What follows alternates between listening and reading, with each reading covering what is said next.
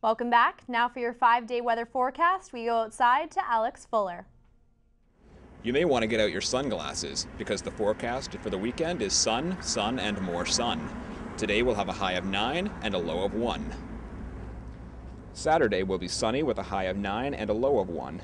Sunday is true to its name this weekend and will have a high of 9 and a low of 2. And Monday will follow suit with a sunny high of 9 and a low of 1. On Tuesday, the clouds will return. There's a 30% chance of showers, a high of 9 and a low of 5. That's all for your weather. Now back to you in the studio. Thanks, Alex. Turning now to national and international news. Hamas militants are now targeting Israel's capital only hours after Gaza rockets were sent into Tel Aviv.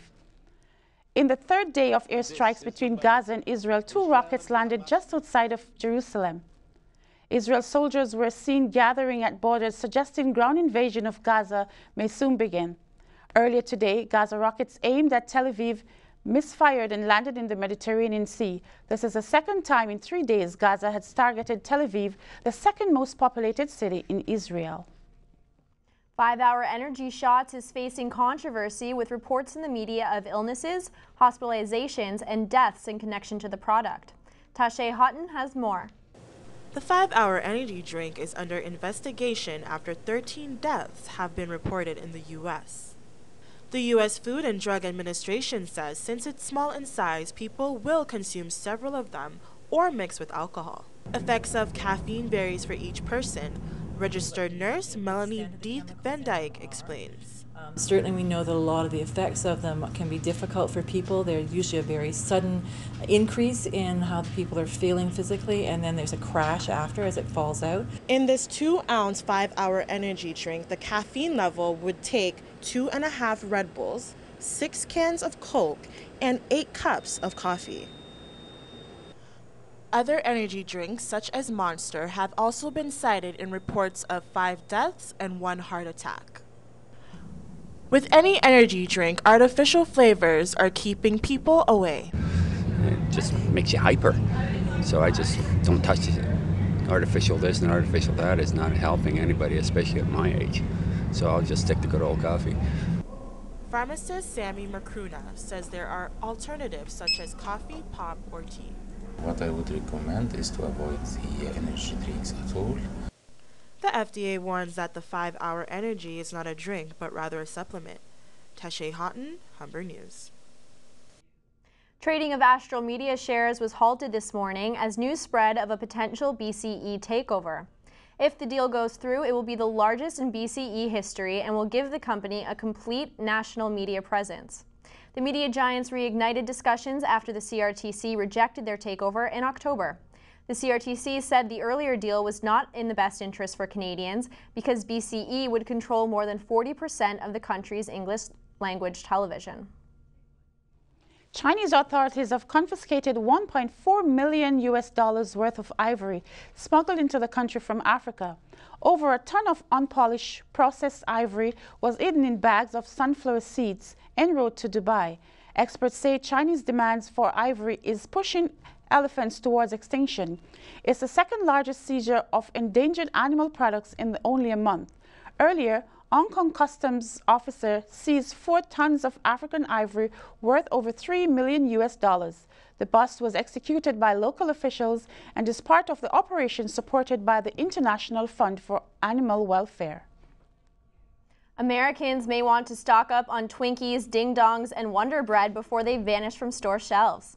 Hostess Brands is going out of business after a workers' strike across the state stopped production and delivery.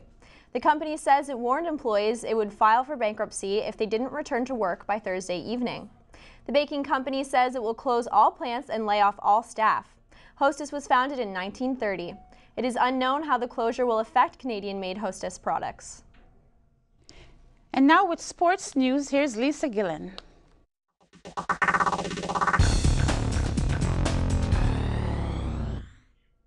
Thanks, guys. Humber Hawks men's rugby team is gearing up for the OCAA gold medal game this Sunday.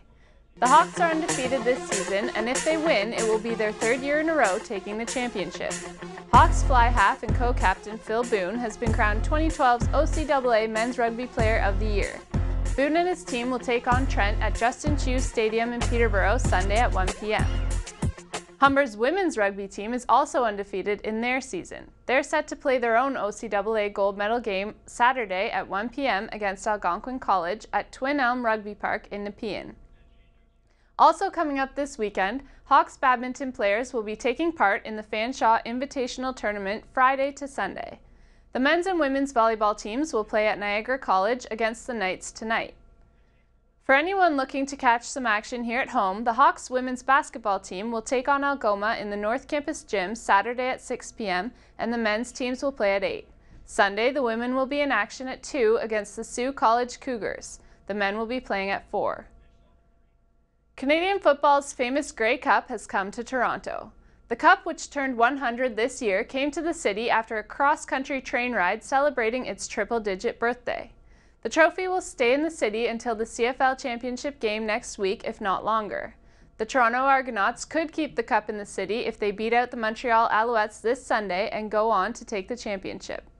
Football enthusiast Mayor Rob Ford wasn't among the fans at the City Hall to welcome the Cup, as he was tied up in court facing an ongoing libel trial.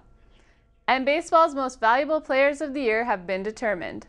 Buster Posey won for the National League, and for the American League, it was Miguel Cabrera.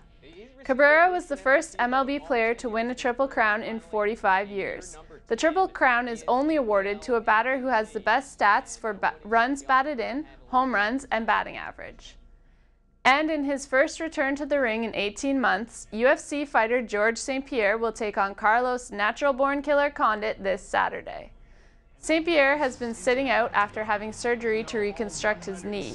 He says he wants to prove to himself that he's still the best in the world, and since he considers Condit the best man fighting now, he is the one to beat. Though St. Pierre is the current champion of the welterweights, Condit holds the interim title. That's all for sports. Now back to you at the desk. Thanks, Lisa. After the break, we'll get the latest in entertainment from Melinda Warren.